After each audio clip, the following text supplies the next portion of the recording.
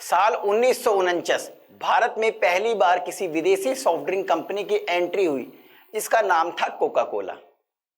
पहले ये अमीर लोगों की पसंद बनी, फिर साल 1970 तक आम लोगों को भी इसका चस्का लग चुका था।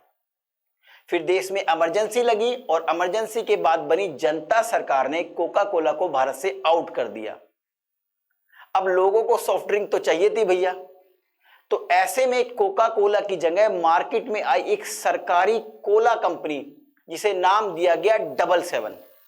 हालांकि लोगों को इसका टेस्ट पसंद नहीं आ रहा था और फिर मार्केट में एक और सॉफ्ट ड्रिंक कंपनी ने कदम रखा जिसकी बोतल पर लिखा था कैंपा और इस कंपनी का नाम था कैंपा कोला। लोगों ने 777 को नकार दिया और कैंपा कोला लोगों की पहली पसंद बन गया, जिसका स्लोगन था द ग्रेट इंडियन टेस्ट। लेकिन आज मैं कहानी आपको क्यों सुना रहा हूं? असल में रिलायंस इंडस्ट्री ने कैंपा कोला को लगभग 22 करोड़ में खरीद लिया दोस्तों, और ऐसी खबरें आ रही है कि इस दिवाली तक रिलायंस कैंपा कोला के जरिए कोका कोला और पेप्सी को टक्कर देने के लिए तैयार है। तो दोस्तों, कैंपा कोला की कहानी तो बनती है। नमस्कार, मेरा नाम राहुल शर्मा है और आप मेरे साथ जुड़े हैं टेक्स्ट बुक के प्लेटफॉर्म पर। दोस्तों, कैंपा कोला के बनने से पहले आपको कोका कोला की कहानी जाननी होगी। प्योर ड्रिंक्स ग्रुप नाम की भारतीय कंपनी के साथ मिलकर 1949 में कोका कोला ने भारत में कदम रखा। उस वक्त भारत में सॉफ्ट ड्रिंक मार्केट का बाजार कोई खास बड़ा नहीं था, लेकिन धीरे धीरे कोक ने अपनी जगह बनानी शुरू कर दी और साल 1958 में कोका कोला एक्सपर्ट कॉरपोरेशन यानी CCEC नाम से एक एंटिटी बनाई गई, जिसने 1959 आते आते सिर्फ 4 लाख रुपए के करीब का मुनाफा कमाया। 1971 में आते आते कंपनी का प्रॉफिट 3.34 करोड़ पहुंच गया, यानी कंपनी भारत में अपनी पैठ बनानी शुरू कर चुकी थी। यहां आपको यह जानना जरूरी है कि प्योर ड्रिंक्स ग्रुप उस समय भारत के अंदर कोका कोला का निर्माण करती थी, लेकिन कोल्ड ड्रिंक्स बनाने के लिए जो कंसंट्रेटर का इस्तेमाल किया जाता था वो अमेरिका के प्लांट से आया करता था, क्योंकि कोका कोला अपना सीक्रेट किसी के साथ शेयर नहीं करना चाहती थी। भारत ने साल 1973 में एक एक्ट पास किया जिसे नाम दिया गया the foreign exchange regulation act यानी फेरा। इसके तहत किसी भी कंपनी को RBI से हर 3 महीने बाद अपना इंपोर्ट लाइसेंस रिन्यू कराना होता था, जिसके तहत किसी भी विदेशी कंपनी को भारत में काम करने के लिए 2 शर्तें पूरी करनी जरूरी थी। पहली, कंपनी के 60% इक्विटी शेयर किसी भारतीय कंपनी के नाम करना, और दूसरा, ट्रांसफर टेक्निकल फॉर्मूला यानी कोक को अपना सीक्रेट फॉर्मूला भी शेयर करना पड़ता। लेकिन कोका कोला ने अपना सीक्रेट फॉर्मूला शेयर करने से इनकार कर दिया, जिसके बाद कोका कोला को भारत से अपना बिजनेस समेटना पड़ा। कोका कोला के जाने के बाद मोरारजी सरकार ने मेक इन इंडिया का सहारा लिया और सरकारी कोला कंपनी बनाई, जिसे नाम दिया गया 777। ये नाम सुझाने के लिए जनता सरकार के सांसद हरि विष्णु कायत को 10,000 रुपए का इनाम दिया गया दोस्तों, क्योंकि 777 मोरारजी सरकार की जीत का साल था 1977। खैर, भारत सरकार की कंपनी मॉडर्न फूड इंडस्ट्री को 777 बनाने का काम सौंपा गया। सरकार ने इसकी काफी मार्केटिंग भी की, लेकिन लोगों को इसका टेस्ट पसंद नहीं आ रहा था।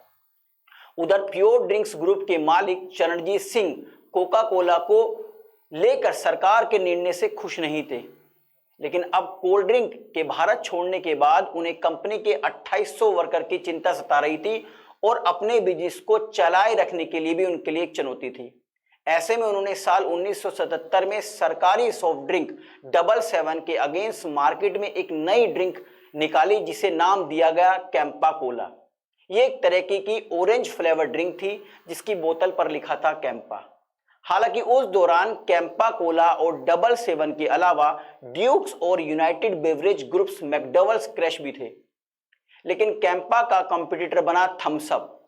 साल 1983 में मार्केट से मोरारजी देसाई सरकार का 777 गायब होने लगा और देखते ही देखता कैंपा कोला की मोनोपोली मार्केट में बढ़ने लगी। जो साल 1992 तक बरकरार रही। कोई वक्त था जब सलमान खान कैंपा कोला की एड में दिखा करते थे, लेकिन 1991 में मनमोहन सिंह ने भारतीय इकोनॉमी को दुनिया के लिए खोला तो 1992 में कोका कोला ने भारतीय मार्केट में दोबारा कदम रख दिया। उधर पेप्सी 1989 में ही भारतीय बाजार का रुख कर चुकी थी। फिर क्या था, धीरे धीरे कोका कोला और पेप्सी के मार्केटिंग नेटवर्क और उनके टेस्ट ने कैंपा को पछाड़ना शुरू कर दिया। साल 2001 में कैंपा कोला के दिल्ली में स्थित बॉटलिंग प्लांट और ऑफिस बंद हो गए और साल 2009 तक कैंपा हरियाणा तक सीमित रह गई और फिर 2012 आते आते कंपनी रसातल में चली गई। साल 2013 में प्योर ड्रिंक्स ग्रुप की संपत्तियों के मालिकाना हक की लड़ाई अखबारों की सुर्खियां बनी और यह बड़ा ग्रुप लगभग बंद हो गया। अब रिलायंस इंडस्ट्री ने इस कंपनी को एक्वायर कर एफएमजी सेक्टर में अपनी एंट्री का ऐलान कर दिया। अब देखना यह होगा कि 15 साल तक भारतीय कंज्यूमर की प्यास बुझाने वाला कैंपा कोला क्या फिर एक बार वही द ग्रेट इंडियन टेस्ट वापस ला पाता है। नहीं, आशा करता हूं मेरी दी गई इंफॉर्मेशन आपको पसंद आई होगी। अगर ये वीडियो आपको पसंद आई है तो ज़्यादा से ज़्यादा लोगों तक इसको शेयर कीजिए और हमारी वीडियो को लाइक कीजिए। दोस्तों, जाने से पहले आपको एक इन्फॉर्मेशन और दे देता हूं रिगार्डिंग सुपर कोचिंग। अगर आप आईएएस की तैयारी कर रहे हैं और आप एक सीरियस स्टूडेंट हैं तो आप सुपर कोचिंग का सब्सक्रिप्शन ले सकते हैं। आखिरकार सुपर कोचिंग है क्या?